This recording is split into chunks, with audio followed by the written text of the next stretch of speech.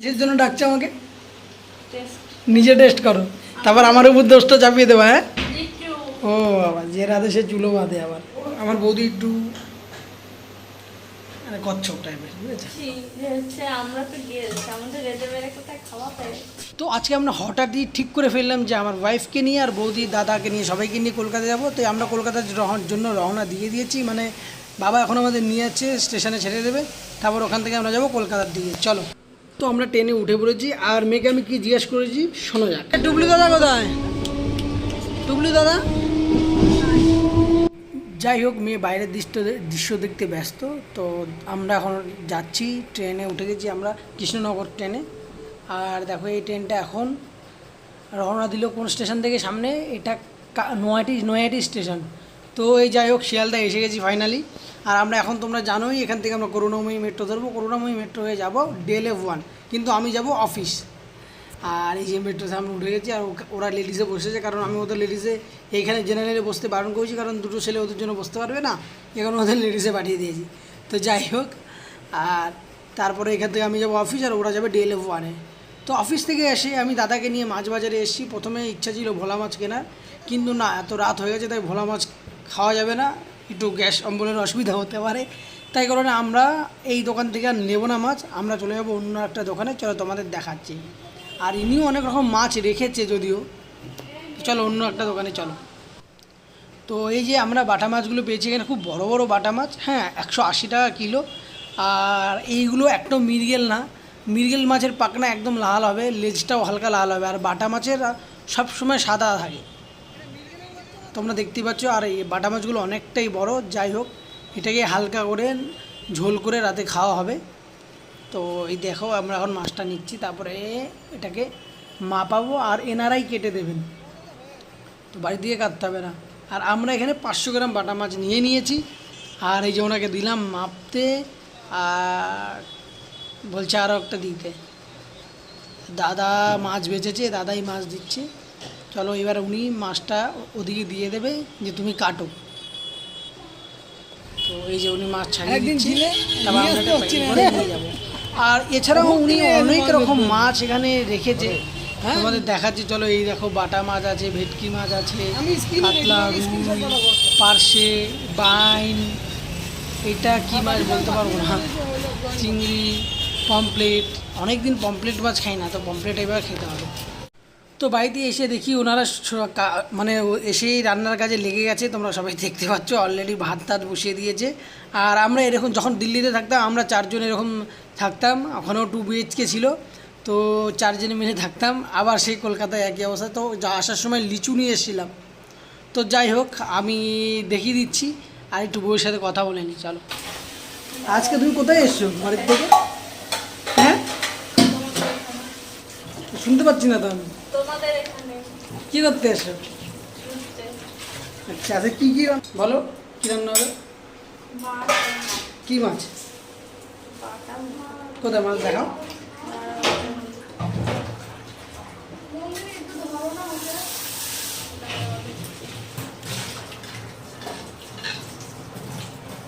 হে বাবানি, বাবানি, তুই তো জ্বালাচ্ছিস কেন? মা বলেছে না? আমি বলেছি।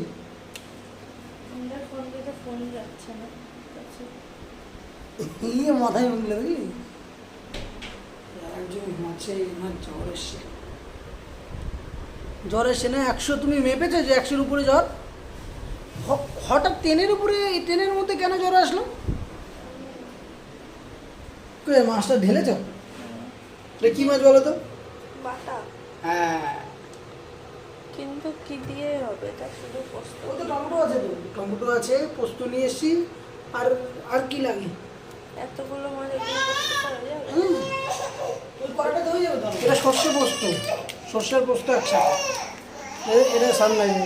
এ বাবানি কাঁদছে, এটা বাবানি না কাঁদছে। তো গাইস, এই মাত্র আমি না অনেকক্ষণ আগে এসেছি ঘরে।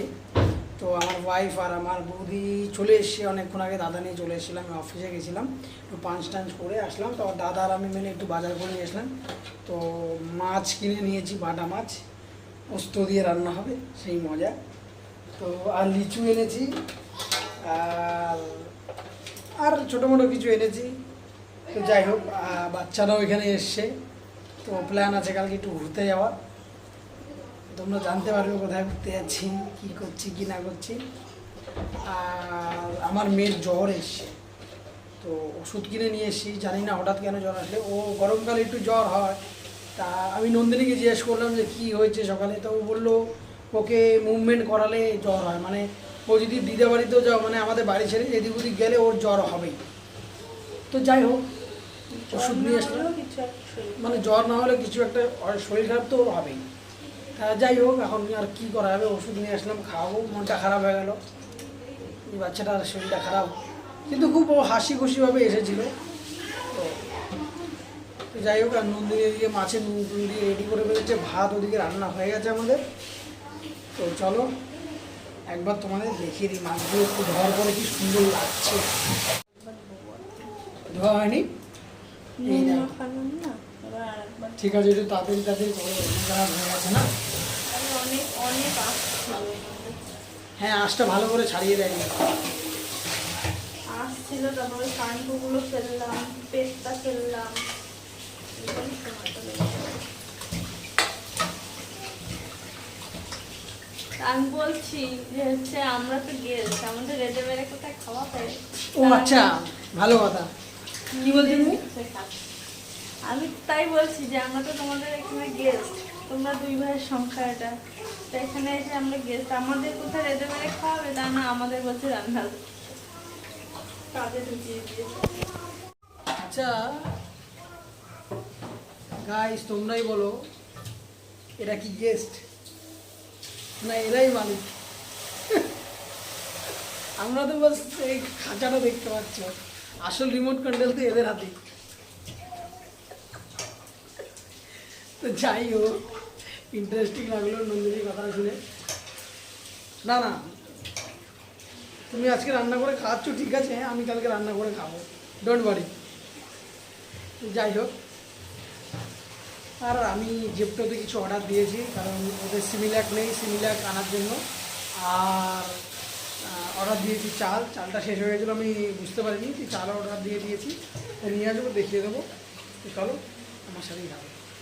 আচ্ছা, তোমার যদি কিছু বলার থাকে বলো, তুমি তো জার্নি করে আসলা। কিছু বলার নেই, বাবা নেই, কিছু বলতেই চায় না, যখন কিছু বলার নেই। তোমার চোখগুলো নাম কালো কালো লাগছে কেন? ভালো লাগছে না শুধু তো তাই। না কাজল দিয়ে ভূত সাজার চেষ্টা ছিল? কাজল তো দিয়েছি। এমনি আমাদের পাশের বাড়িতে এখন অনেক কিছু চলছে হয়েছে, আমরা চলে এসেছি। হ্যাঁ, আমিও তাই আজকে আনার সময় ভাবছিলাম যে আমরা ভালো হয়েছে চলে এসেছি। সত্যি কথা, আমি ট্রেনের মধ্যে ভাব, এখানে জেপটোটা অ্যাভেলেবেল আছে, তাই ইজিলি সব কিছু অর্ডার করা যায়। তা ঘরে চাল ছিল না, আমি চাল অর্ডার করে নিলাম 5 কিলো, এই দেখো। আর এটাতে সিমিল্যাক, আর এটা দুটো, একটা ঠান্ডা জল আর একটা কোল্ড ড্রিঙ্কস, আর এটাতে যাচ্ছে সিমিল্যাক বাচ্চাদের খাবারটা। চলো দিদি, যদি বাটা মাছটার রেসিপিটা বলো তাহলে ভালো হবে। কী কী দেবা? এই যে আমি দেখছি পেঁয়াজ কুচিয়ে রেখেছো, এই যে পেঁয়াজ দেবে না? আলু মাখা করবো না, এটার জন্য পেঁয়াজ কেটে রেখেছি, টমেটো তো লাগবে না, এক্সট্রা আর এই যে এটা কি? পেস্ট করে রেখেছি, আর কাঁচা লঙ্কা যেহেতু এখানে ঘষা আমি আছে, কিন্তু ঘষবো না, তাদের বাচ্চাকে দাদা বলেছে ঘষে দেবে। আর এই সর্ষে পোস্ত যেটা জলে ভিজিয়ে আর এই যে মাছ ভাজা হচ্ছে, মাছ ভাজা এই দুটো, 1 2 3 4 জন, তো 4টে মাছ ভাজা তুলে রাখো। হ্যাঁ, এই যে মাছ আদা ভাজা রেখেছে, খেয়ে নেবা মা। তা কী করবো? কালকে সকালের জন্য 4টে ভাজা মাছ রেখেছি, আর আজকে রান্না করি এখন। ঠিক আছে, যেটা ভালো লাগে। তোমরা শুনে নিলে, পোস্ত দিয়ে বাটা মাছ হবে। আর এদিকে বৌদি শুরু হয়ে গেছে, এনারা এটা মনে হয় স্বভাব, ঘর গোছানো শুরু হয়ে গেছে, এসেই কোথায় খুঁটিনাটি আছে শুরু হয়ে গেছে। আজকে এই যেমন দাদা বাবা নিয়ে